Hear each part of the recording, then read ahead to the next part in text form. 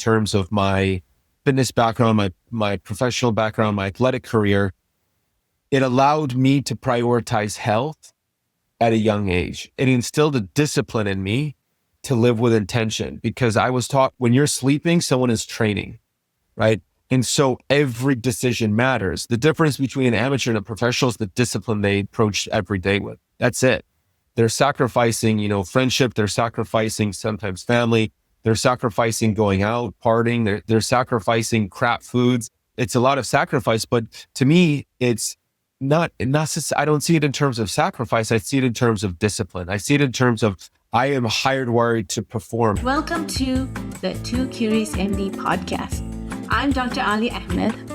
And I'm Dr. Soraya Rahman. With the wisdom from holistic, alternative, and these conventional medicine, we are here to challenge the status quo. We're curious about the connectivity and complexity between diverse fields of knowledge as they relate to consciousness, chronic illness, mental health, resilience, and beyond. Learning more about the art and science of healing, or listening to stories of extraordinary healing. You're in the right place.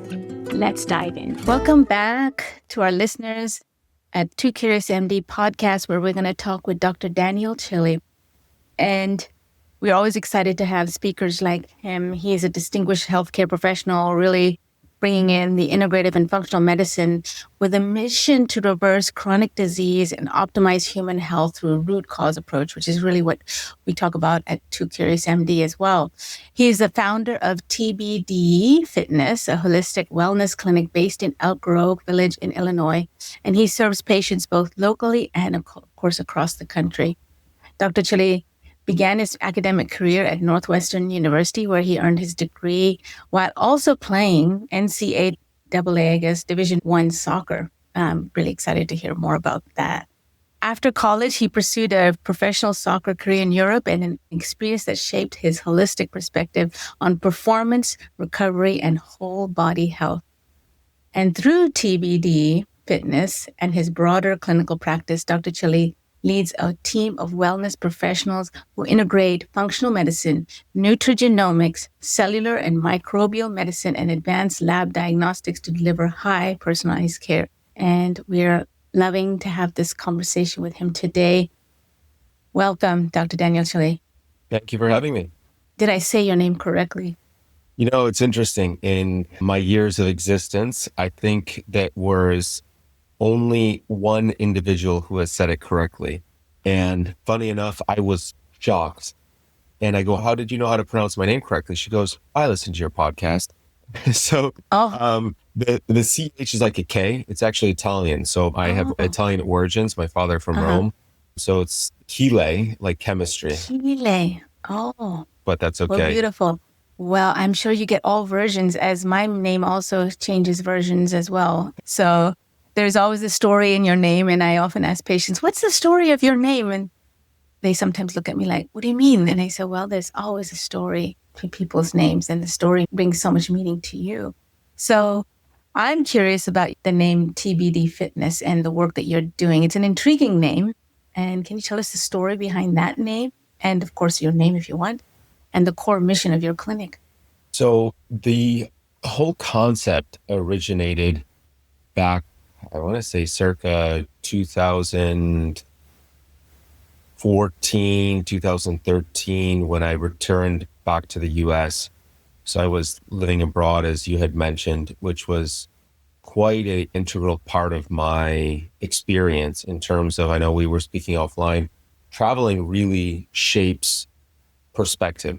And it also just elicited so many beautiful connections. But ultimately, when I returned back to the US, I had a partner in my mission, and he was quite unhealthy. So the goal and the challenge was really birthed upon trying to help him heal. And we figured along the way, we can help others. So it was more of a corporate endeavor when we began. And he kept asking, what's the name of the practice? What's the name of the practice?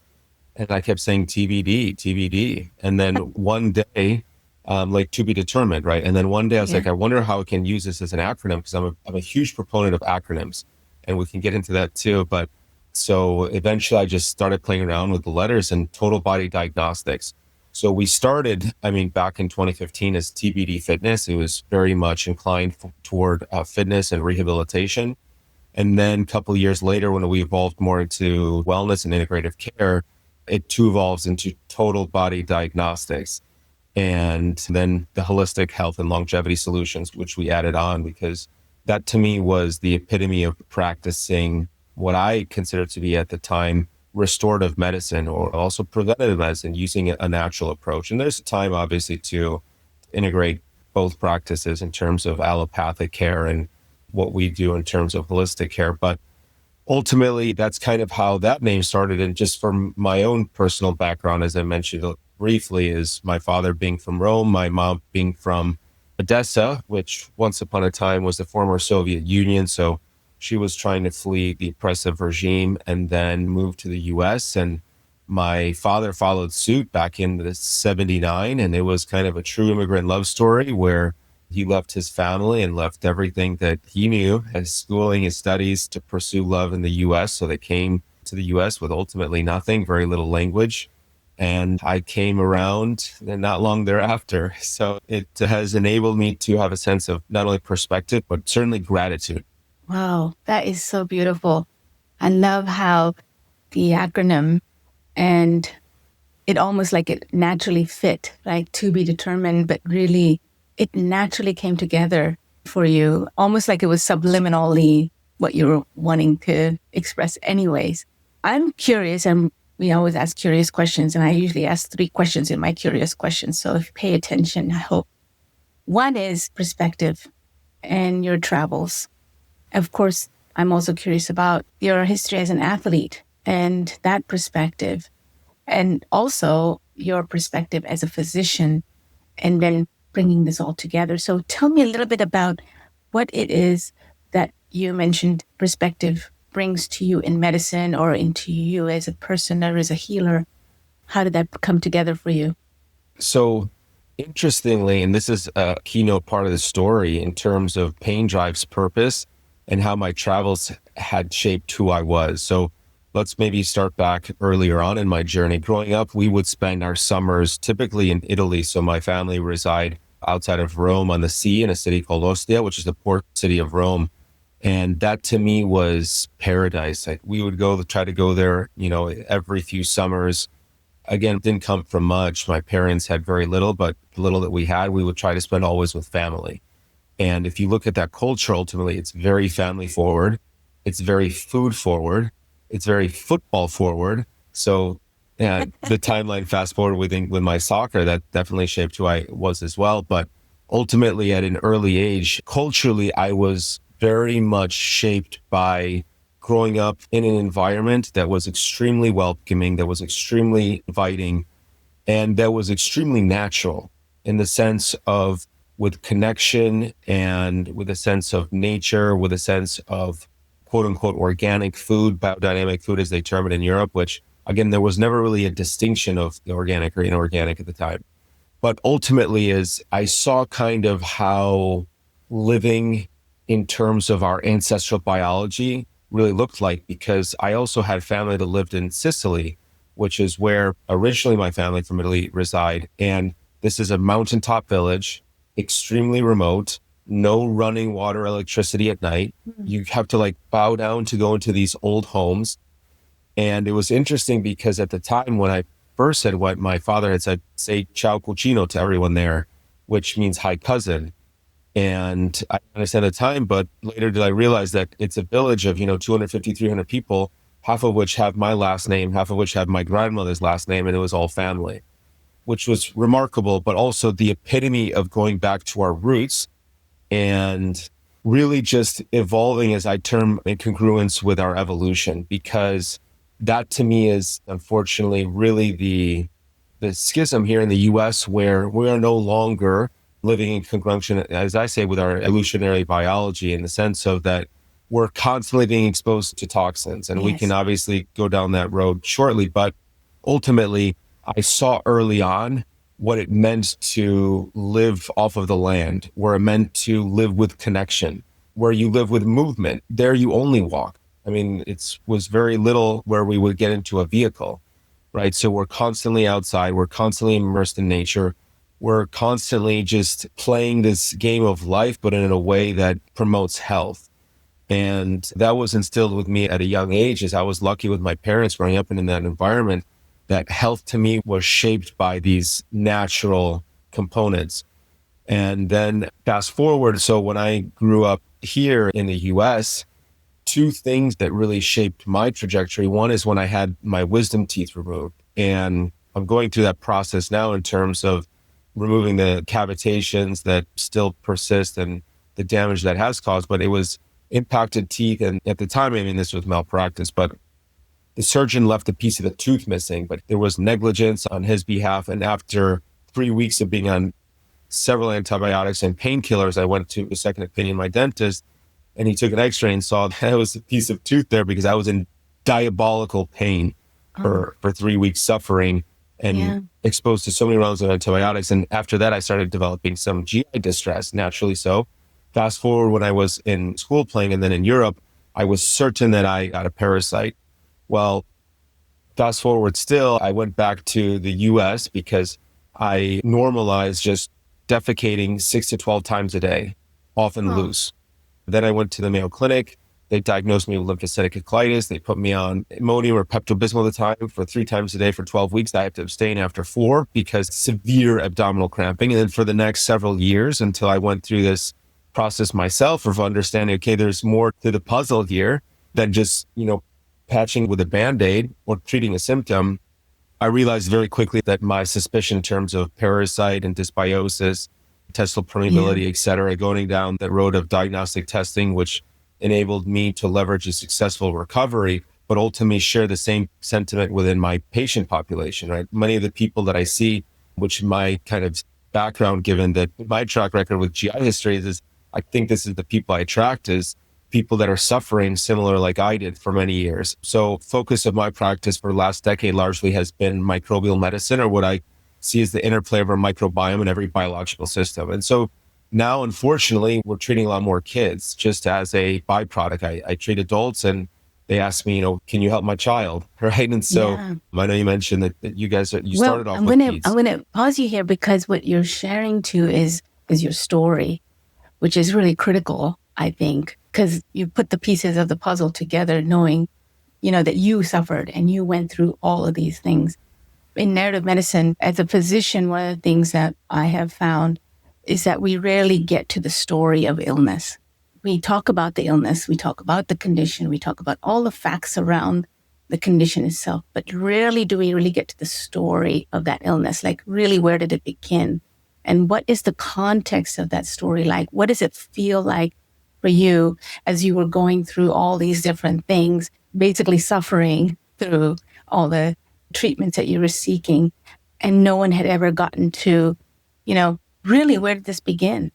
How did this really start for you?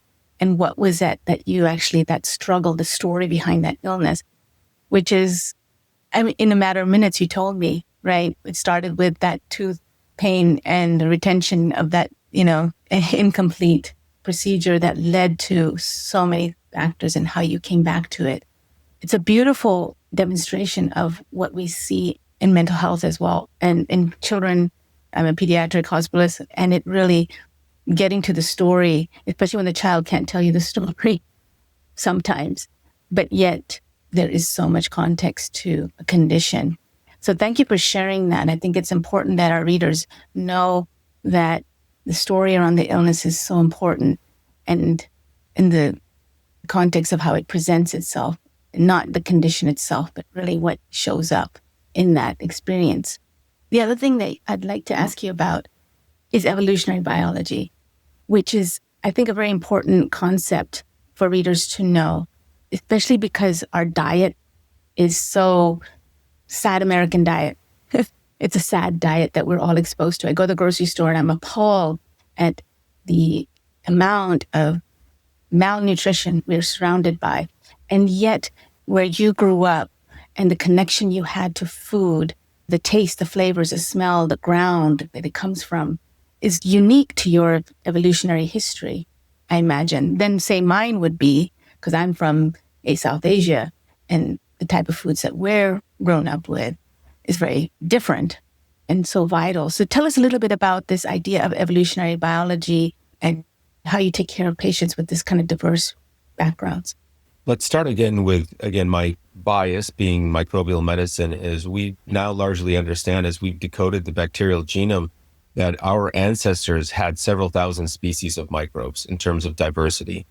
And while their biggest problem was, scarcity or, dying from some sort of threat or predator, certainly scarcity was another component. They were largely living off of the land and there was no way to manipulate the food.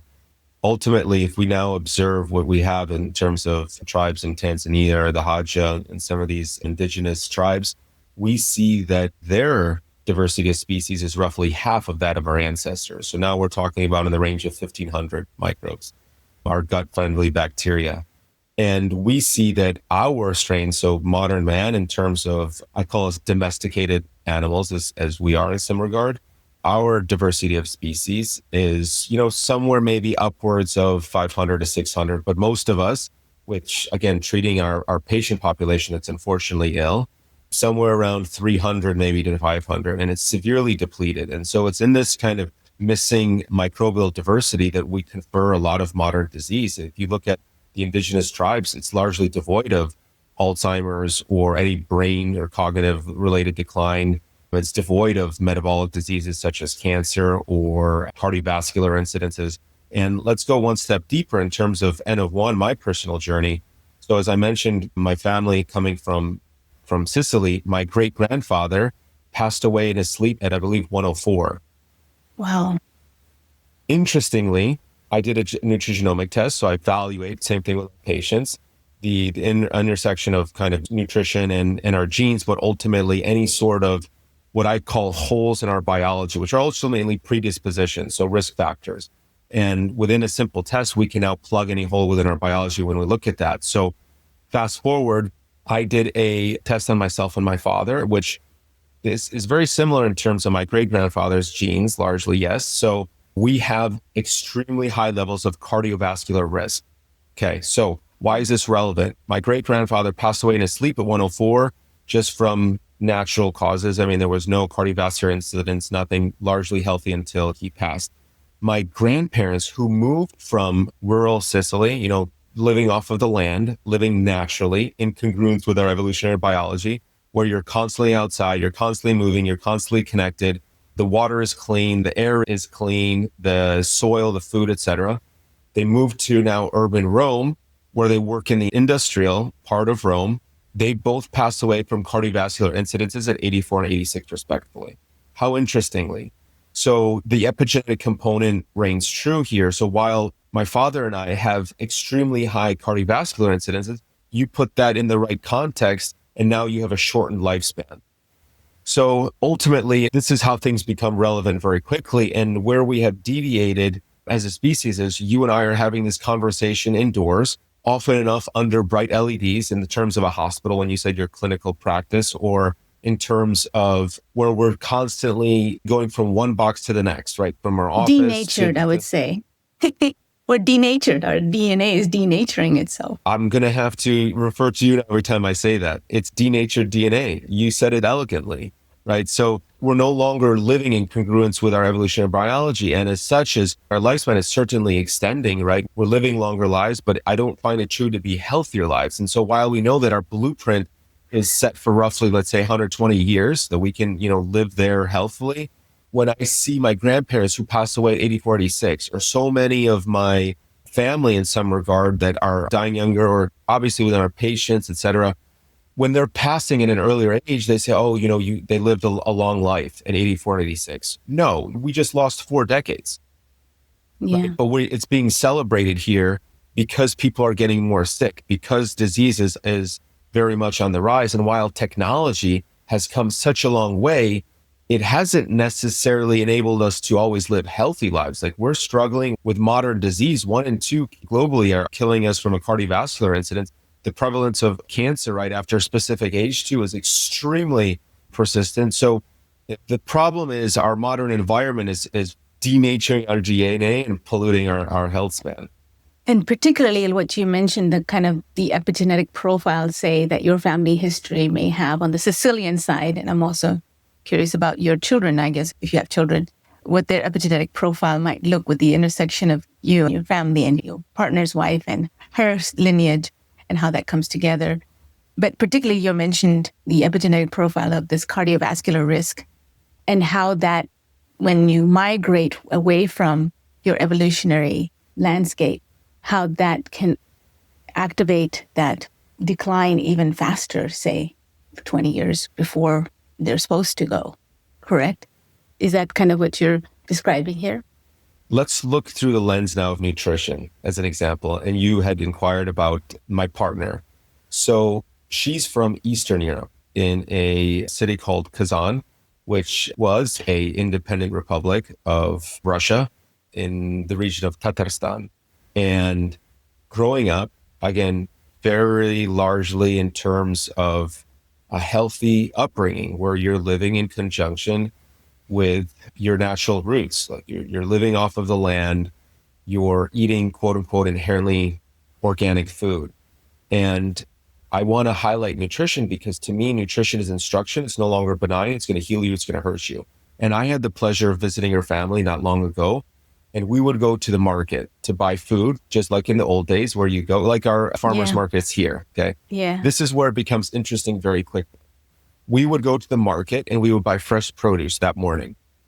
By the next day, that morning, the food was spoiled, not because it was contaminated, but because it was the epitome of organic where mold would grow. I would see mold growing on garlic. I would see mold growing on dried fruit, things that I've never seen here that doesn't exist. Things just stay in the cupboard forever sometimes. Yeah. But ultimately, the produce was so fresh that the next day it was full of mold. And I thought, man, if that's happening, we're being poisoned here ultimately. And it's not necessary through malice, right? We're just fed this idea, pun intended, that ultimately we need to spray our foods with herbicide, fungicide, pesticide, insecticide to preserve the longevity of our food within our monoculture, big agricultural process. But ultimately it's to our own detriment. And so going back, like I said, within my family and that dynamic is that's what happens when you take a individual with certain predispositions and now you put them in a condition that's not native to their biology, and food is a huge instructional component. And when you said the sad American diet, standard American diet, the food pyramid has been inverted, but to me, it's still, a lot of it is crap. CRAP, completely refined and processed. Remember the conversation I said, I love acronyms that resonate. Oh yeah, I love it. Crap, right. We're eating crap. Complete, let me write that down. Complete, refined, and what's the A? Completely refined and processed. And processed. Oh, wow.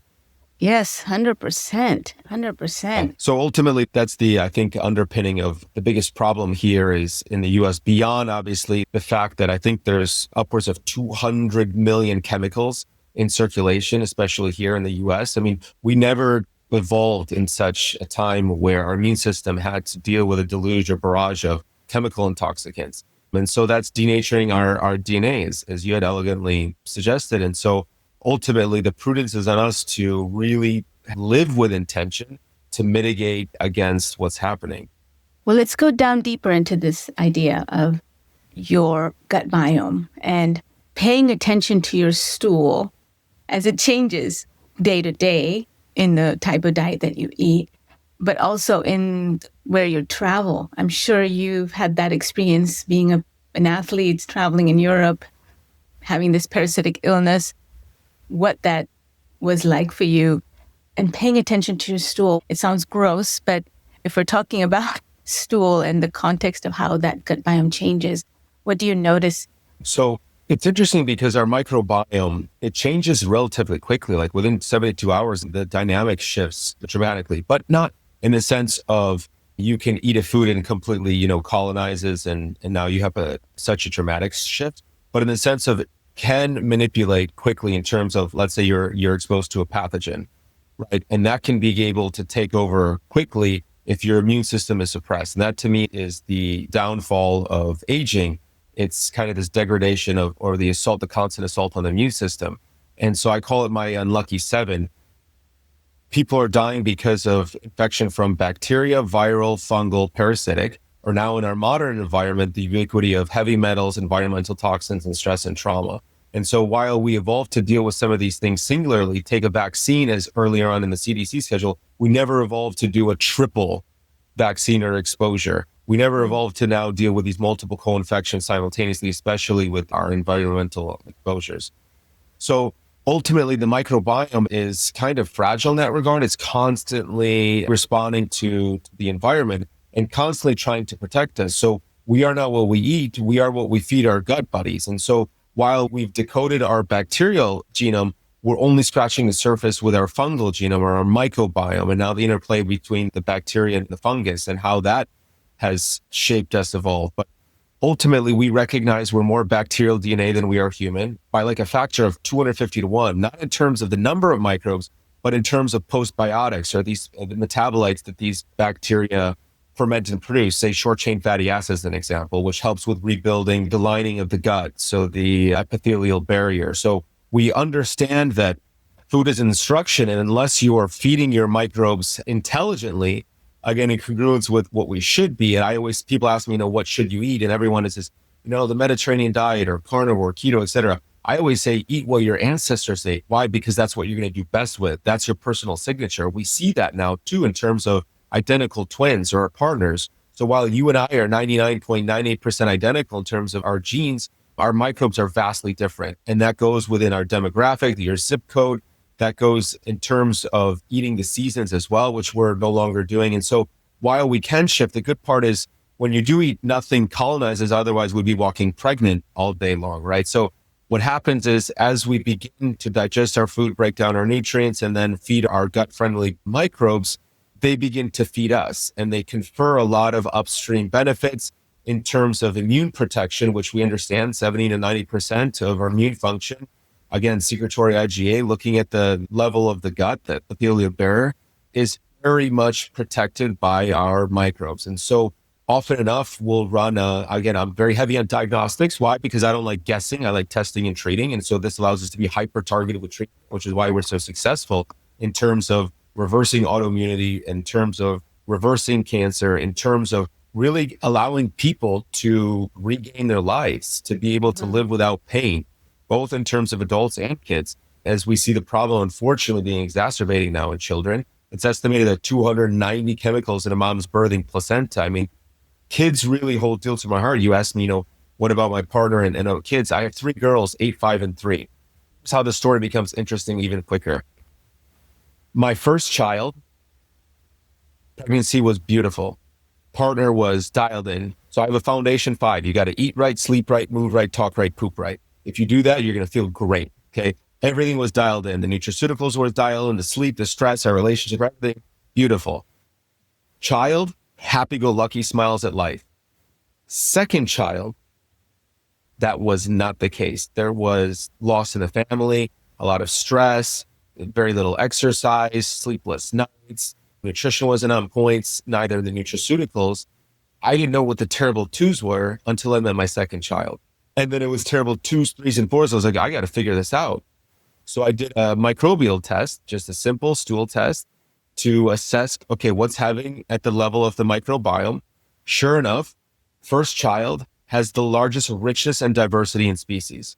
Happy-go-lucky child. Second child, the lowest amount of richness and diversity in species. Same age, same diet, same parents, of course. Yes. So oldest now, like I said, so 8, 5, and 3.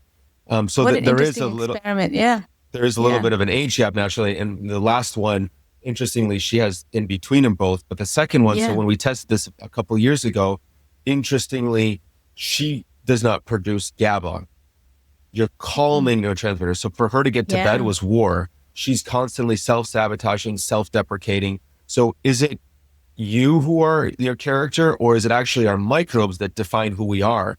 Very much prone to anxiety, very much, like I said, self-sabotaging. We give her GABA at night to go to sleep. She is 2 different children. Immediately, my partner was like, this is wild. We can put her to sleep with ease now, but it's the missing microbes that play the risk here, which is Bifidobacterium longum, Lactobacillus platyrium, 2 kind of keystone strains, in terms of helping the synthesis of our neurotransmitters. So when people come to us with mental health issues, I'm not a mental health therapist. I clean out their gut. I restore healthy microbial interplay, and now they have their health back. Yeah. How interesting. It is so fascinating. My neurons are like lighting up right now because I have like ton of questions here. And thank you for bringing this to light. This is so critical for our audience to hear this. Your gut is your brain. It is 80% of those signaling that's coming from your gut is going to your brain, is going to every part of you.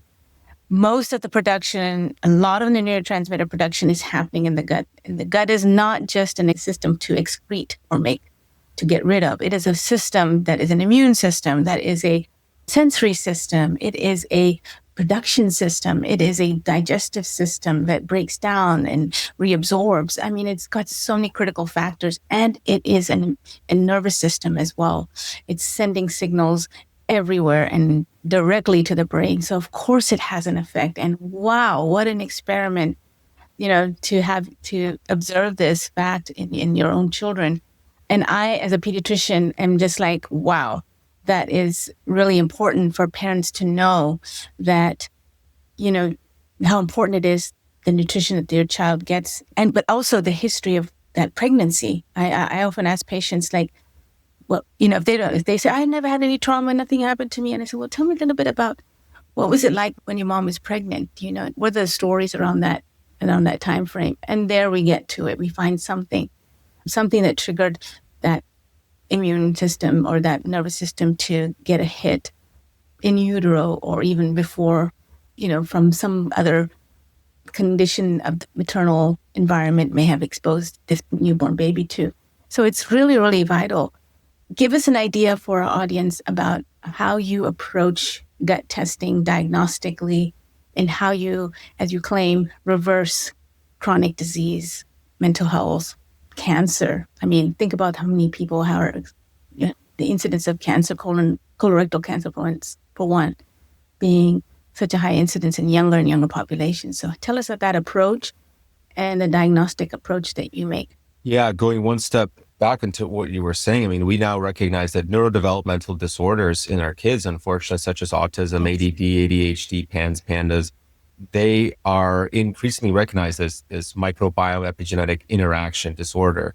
And so I borrow this from Eliza Song, who in her book, I mean, she elegantly professes how genes load the gun and the microbiome pulls the trigger. And so we see that in terms of behavioral disorders, in terms of cognitive issues within our young adults, and we're still our younger kids and even toddlers. We see kind of learning challenges, and how when we are doing this diagnostic testing, that they're missing so many different healthy beneficial species. But ultimately, early on in kind of the first 1,000 days, 80 to almost 100% of your microbiome should largely be defined by Bifidobacteria infantis. But yet when we have a C-section baby, or babies that are exposed to antibiotics early on, or especially if mom was exposed to antibiotics while during the pregnancy or some other kind of illnesses, we see that in the first 6 months of life, there's a tremendous increase in the risk of every allergic disease by the age of 4,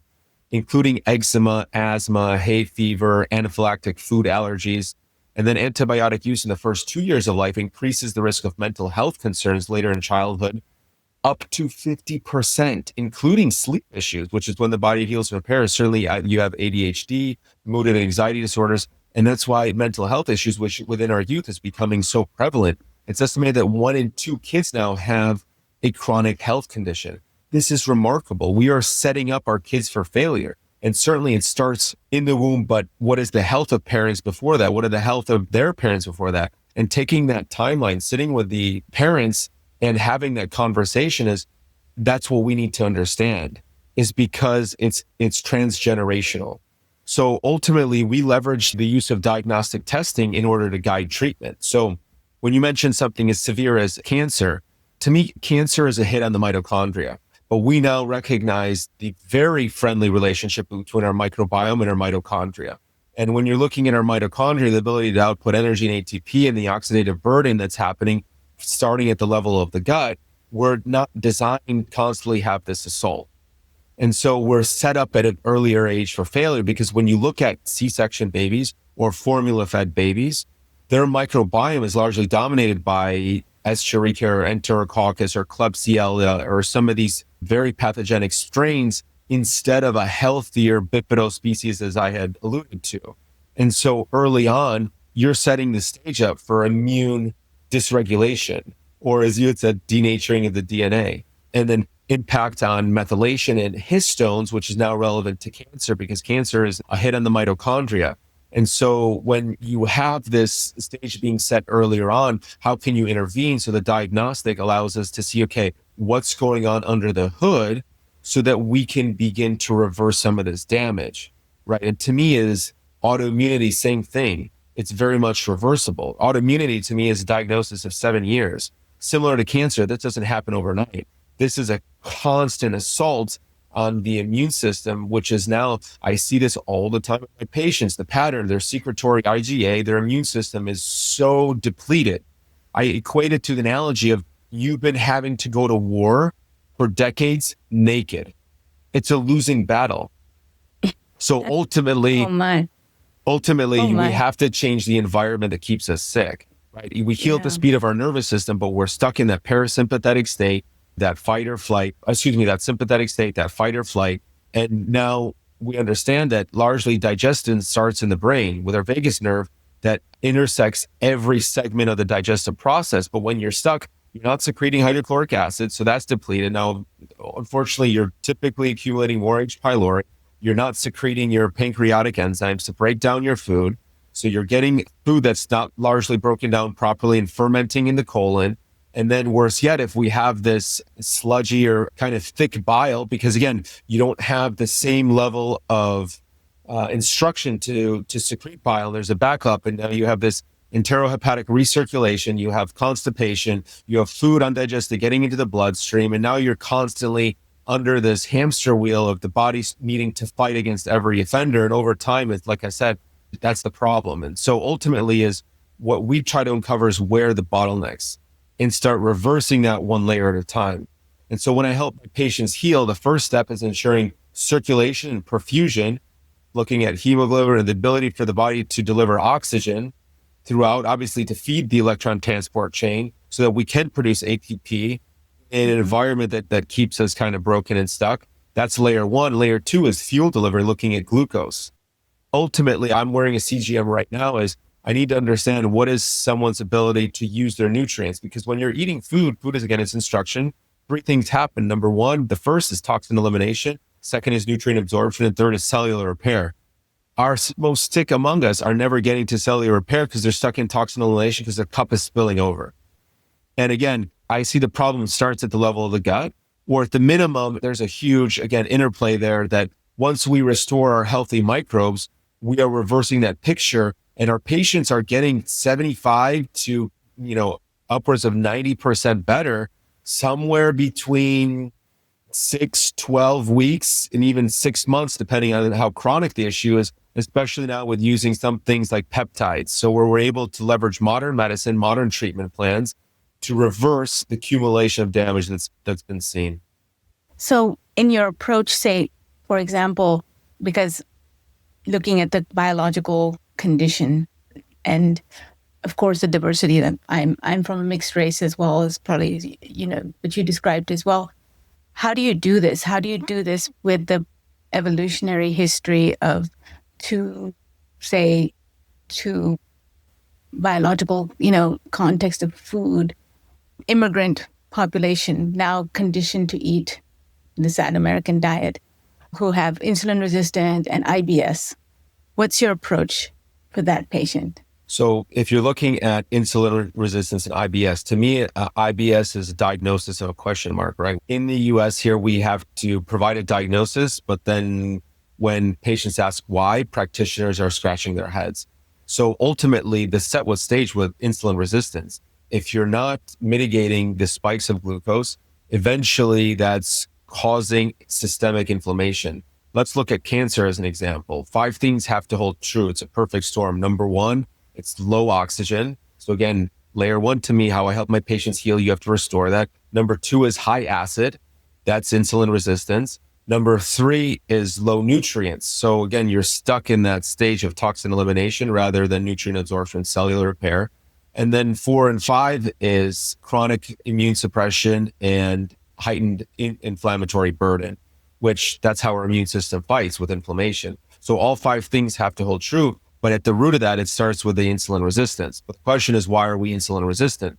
It's because we are overworked, under-recovered, overfed, yet malnourished because we're eating the crap food. And so looking at, again, this evolutionary lens is we have to take a step back and understand is we're not eating right, sleeping right, moving right, talking right, pooping right anymore because we're prioritizing everything else. Food is a consequence of what we do between activities. I have 3 kids. I have a practice. I am trying to balance being, a father, a partner, a mentor, a teacher, a practitioner, etc. And so practitioners... And a podcaster. And a some podcaster. Of us, yeah, absolutely. And so a caregiver syndrome is certainly real. We were never designed to only know one button, go, right? But when our fuel tank runs empty, what do we do in America? We caffeinate and we press go even further. And eventually we break down. And then we're thinking, oh man, now I have cancer. That's such bad luck. No, that's just a product of our modern lifestyle, right? If I look at my ancestral peers in Europe, there's a reason why the biggest meal is middle of the day where they take a break, they acknowledge family and community and food and recognize that, okay, this capitalistic structure here, which America is incredible in terms of opportunity, but ultimately comes at a consequence of our health. And so we just have to take a step back and just reflect, how do you feel, right? How are your connections? How are you trying to live a life of purpose, as an example, rather than one that's constantly reactive? And that's what we do here is reactive medicine. While trauma care is exceptional in the US, we rank very poorly in terms of proactive or preventative medicine. Right. So I'm a patient, I'm sitting in front of you. This is really overwhelming. I'm like, where do I start? Do I start at rest and, sleep and try to just connect with my family? But I'm in pain. I can't eat. I'm depressed. What do I do first, doctor? Well, I say now, it's interesting when you said pain, because pain to me is a reflection of internal dysfunction. Pain can only manifest when there's chronic inflammation from heightened immune suppression, right? The body is trying to tell us a signal. But what do? We suppress the signal with painkillers instead of, let's observe and acknowledge the signal. Because it starts with, I have this kind of weird toe thing, but I'll ignore it. Oh, my kind of elbows feel a little bit funky, or I have, some tingling on my back. And what's interesting with my practice, when we do muscle testing and neurolymphatic testing, pain in the body is usually reflective of a specific organ dysfunction or congestion, wherever it is in the body. So now that's going a little bit more into Eastern wisdom.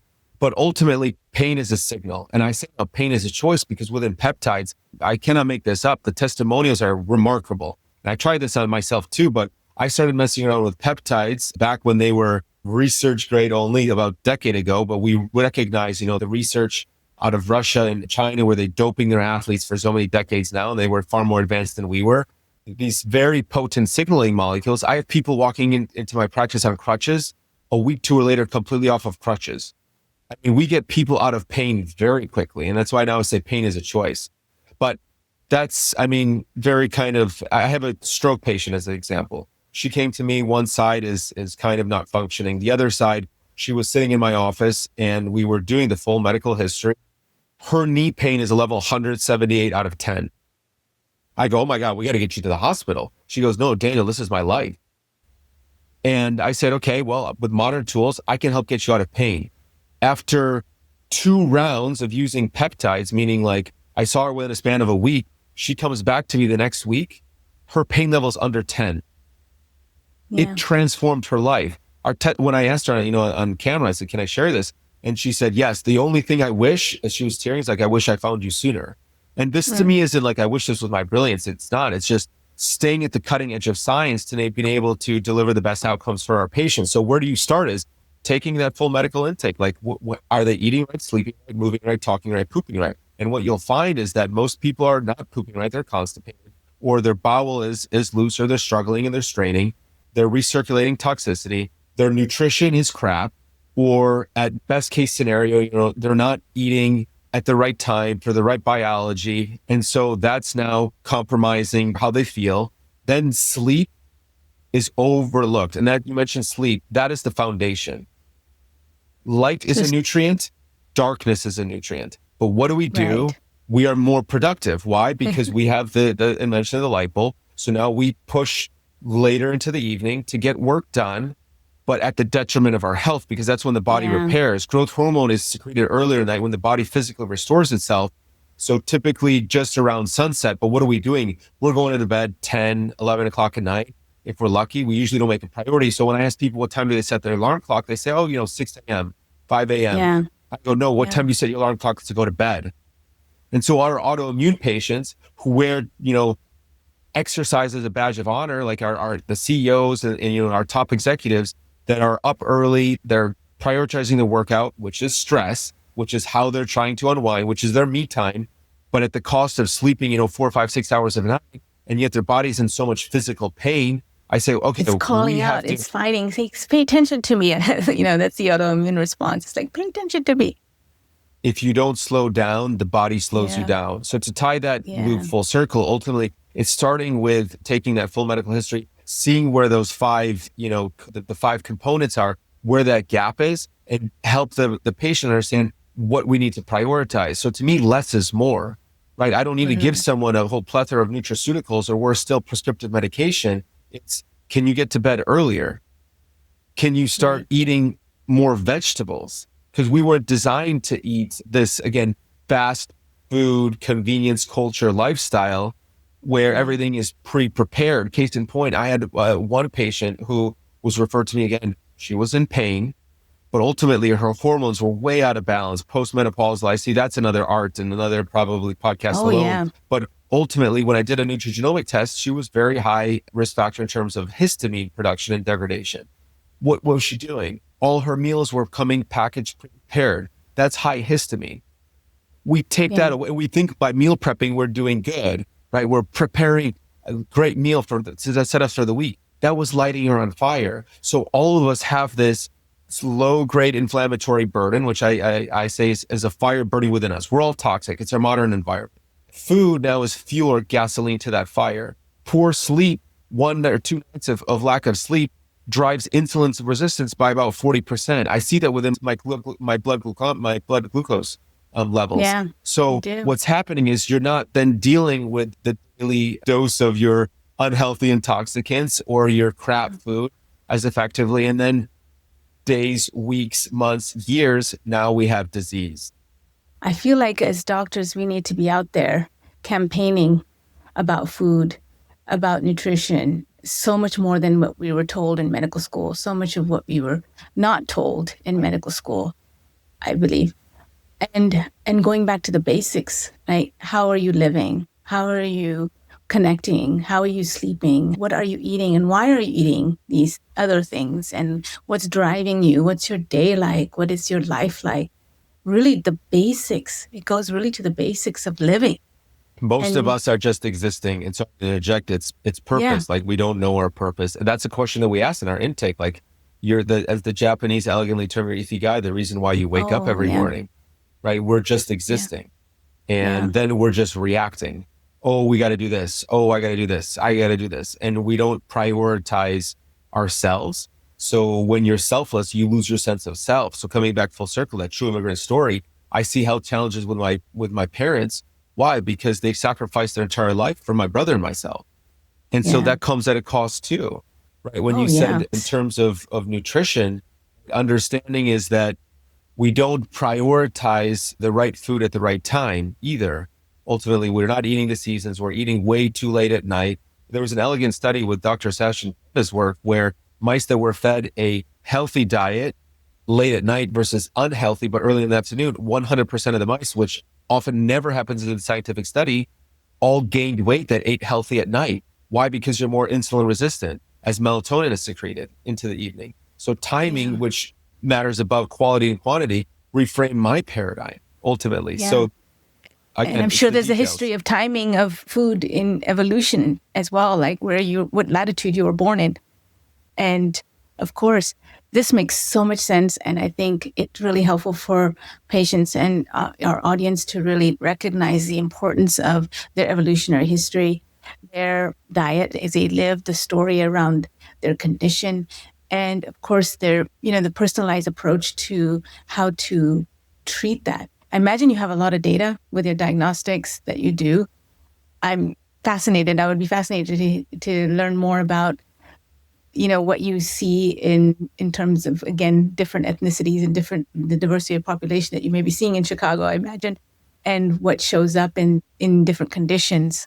Why do people get colon cancer, and why does one person get pancreatic cancer? What has been kind of an overview of things that you've seen by that diversity alone in different conditions as they present? Yes, there's certainly patterns. And ultimately, when you take a subset of the population and you remove them from their specific longitude, latitude, or zip code, and then you integrate them into an environment that's not native to their biology, this is when things begin to persist. But it's the slow degradation that one day as an adult, now you wake up with cancer, that one day you wake up with MS or dementia, going back to insulin resistance in the brain as an example, but also where there are specific co-infections that coincide. A lot of what happens that I find that's overlooked is going back to my unlucky 7, it's looking at cancer patients as an example. I haven't found one cancer patient that we haven't worked with without that heavy metal toxicity. How interesting. And now with where you're living, so in Chicago, we have coal plants here in right across the border in Gary, Indiana. So heavy metals, mercury, some of these other lead, cadmium, arsenic, very, very typical within our patient population, specific to cancer.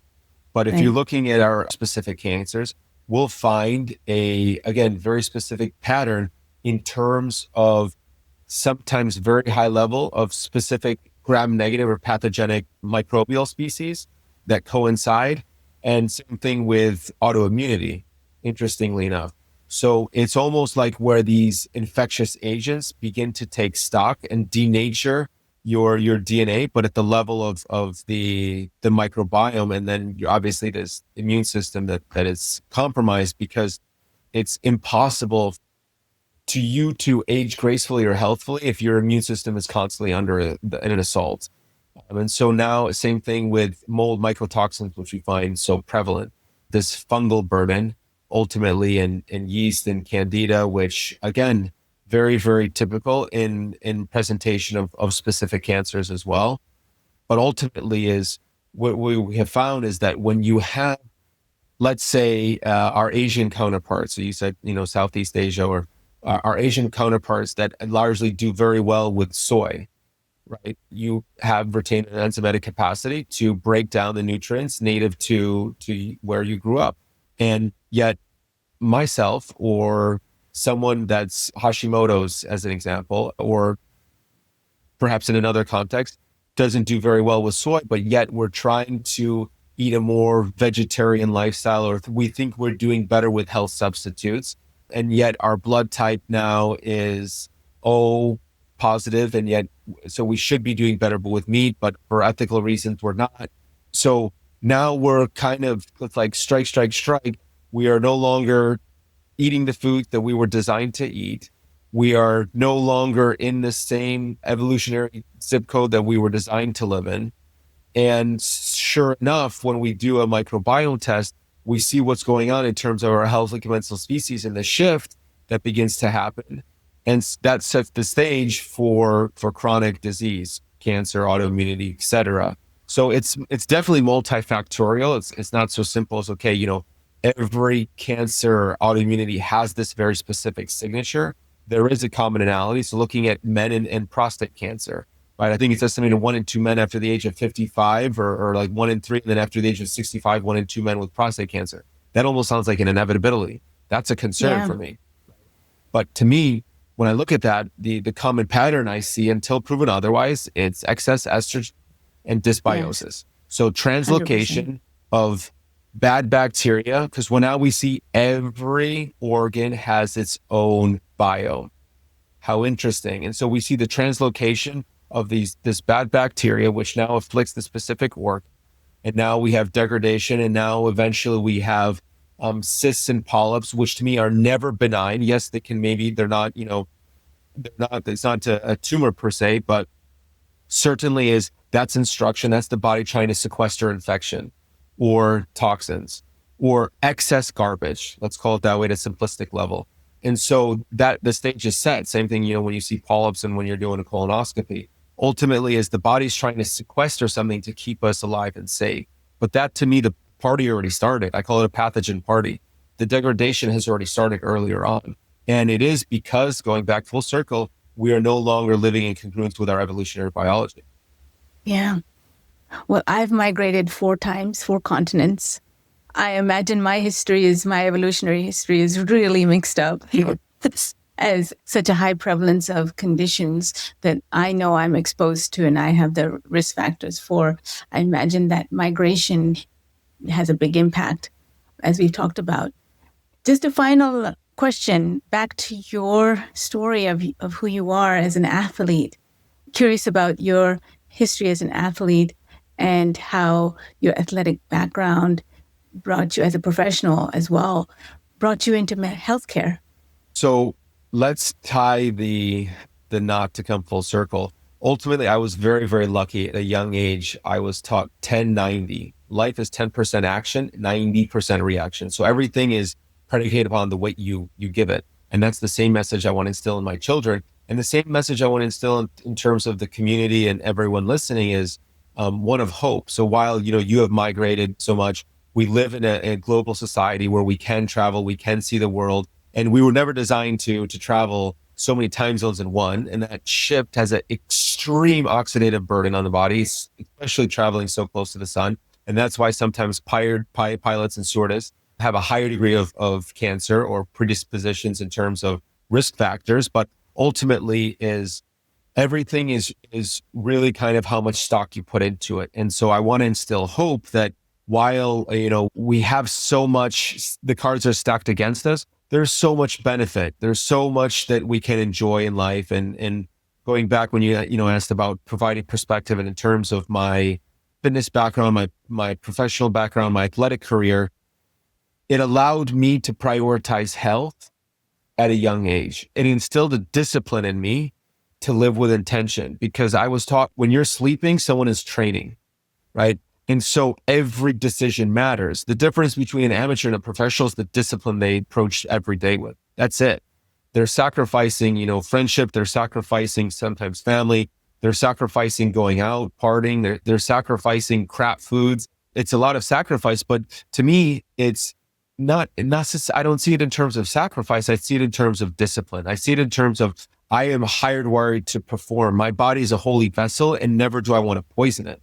So I live with the intention of eating right, sleeping right, moving right, talking right, pooping right. And in this modern age, you go crazy. But I was the person 10 years ago. It's funny because my best friend, she jokes about the story all the time. I was sitting in Ibiza, so in the island of Spain, and we are at a beautiful restaurant. And I'm asking the waiter, is this wild caught fish? Right. And she's looking at me like, the fish are all caught wild. I know. At the time, you have to ask that like here, or Yeah. I took my dad to a Father's Day restaurant, and I don't want to name the name of the institution, but a very upscale steakhouse. This was almost 10 years ago. And I had asked the server, is this grass-fed, grass-finished beef? And at the time, these were not questions people were asking. And the waiter comes back asking, like, that's a strange question. He goes, no, we proudly serve grain-fed corn or corn-fed beef here. And I'm like, okay, we got to leave. And so you get crazy in that regard. And so I'm a little bit less myopic in that, unfortunately, or fortunately, is I'm trying to find a balance of priorities, but also living with mindful intention. And so ultimately, how being a professional has shaped my career, it has instilled a sense of work ethic and discipline, because as practitioners, to build my practice, I was working 5 a.m. to 9 p.m. for years, and eventually you burn out, right? And so that's not something I suggest anyone to do. So allowing you then to step back and gain perspective to what really matters, because ultimately we share the same fate. But my goal is not to speed up that process. And my goal is to get there on my terms in a very healthy, controlled way where I'm enjoying life. And so if the blue zones has taught me anything, the common theme is community and movement. At the end of the day, it's finding people that you can connect with, that you can enjoy the moments, that you can share new experiences and constantly be active. So traveling today is a gift, right? Understand there's a cost. And so I'll travel with my nutraceuticals to ensure that I'm buffering against the oxidative burden. So boosting immune system when I travel, making sure that I get more vitamin C and magnesium and other such factors. But ultimately, being hardwired to perform has enabled me to reach a sense of success, but ultimately a sense of discipline that I have been able to instill within my practice, within my patients. We do sports performance, so we see a lot of very high level young athletes, and it has allowed me to ensure that they too are being set up and nurtured for success. Oh, wow. Well, it sounds like your work really speaks. You live your work, you speak your work, you believe in that. And it's so evident how intricately and complex, and yet how simply you've provided that information today. And I am intrigued and I want to find out more about your work, and maybe I'll be a patient soon. Tell us about how people could contact you, also kind of get some more information from you. So we're going to do a podcast swap here momentarily, but the podcast is TBD Fit. So my goal is to always showcase who's doing best in their category, bring that conversation to light, to distill what we can in terms of providing, again, a very informative, educational learning curve for our patients. Ultimately, if someone wants to learn more, the website is same as the podcast, tbdfit.com, like it sounds. So it's Total Body Diagnostics is the name of our practice. I try to answer as much as I can. We have other practitioners on staff to help with that process. So if anyone wanted to reach out directly in terms of email, it's info@tbdfit.com. And ultimately, we love questions because I love educating. My goal is to serve as a mentor, but I realized early on that my passion is to serve. My purpose is to help. So however we can, in whatever fashion, my goal is always to share knowledge and ultimately sharing this journey together. Yeah. Thank you. Thank you for being here. Thank you. Love what your vision and love what your passion has provided for our audience as well. And really looking more forward to hearing more about your work. Thank you. Thank you so much. Thanks for joining us on the Two Curious MD podcast. We hope today's episode inspired you to ask new questions and explore fresh perspectives. We challenge you to ask us those unasked questions that you're curious about in your medical practice, condition, health, and wellness. If you enjoyed the podcast, don't forget to subscribe, share it with somebody just as curious, and leave us a review. It helps us keep the curiosity alive. Post or comment with a question or curious inquiry that you have and seek to explore or learn with us. Stay curious, and we'll see you next time.